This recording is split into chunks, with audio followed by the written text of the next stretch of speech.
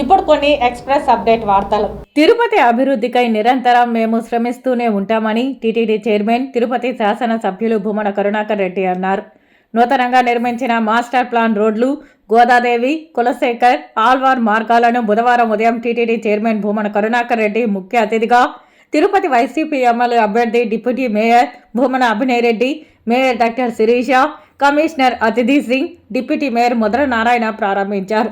మొదట గోదాదేవి మార్గాన్ని ప్రారంభించిన తర్వాత వేద విద్యార్థులు, పండితులు, పెద్దలు ఎలక్ట్రిక్ వాహనాల్లో మంత్రోచ్చరణ సాగిస్తూ కులశేఖర్ ఆల్వార్ రోడ్డుకు చేరుకుని అక్కడ ఏర్పాటు చేసిన శిలాఫలకాలను నేతాజీ సుభాష్ చంద్రబోస్, మరోవైపు చంద్రశేఖర్ ఆజాద్, భగత్ సింగ్, రాజ్ గురుల విగ్రహాలను, సెంట్రల్ లైటింగ్, సుందరీకరణ పనులను ప్రారంభించారు.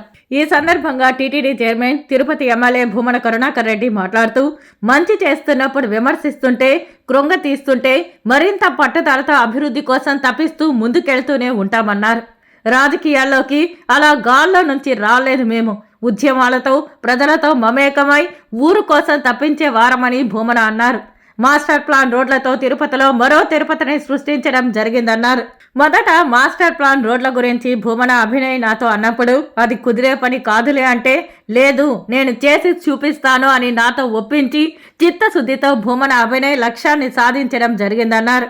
ఈ మాస్టర్ ప్లాన్ రోడ్ల మధ్యలో మా కుటుంబానికి 100 అంకణాలు కూడా లేవని మేము స్పష్టం చేస్తున్నామని తెలిపారు. మనం తిరుగుతున్న ఊరికి మంచి చేయాలనే తపనతో శ్రమిస్తున్న భూమన అభినయ్ని ఆశీర్వదించి రానున్న ఎన్నికల్లో అభినయ్ని ఎమ్మెల్యేగా గెలిపించాలని భూమన కరుణాకర్ రెడ్డి విజ్ఞప్తి చేశారు.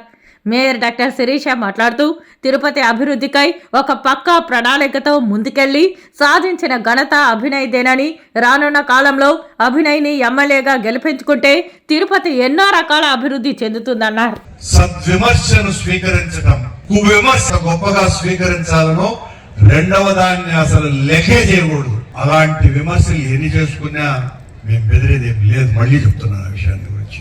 తిరుపతి చాలా నిజంగా కూడా నాకు 55 ఏళ్లకు పైగా తిరుపతిలో ఉంటూ ఎంత ఆనందమో ఈ మధ్యకాలన.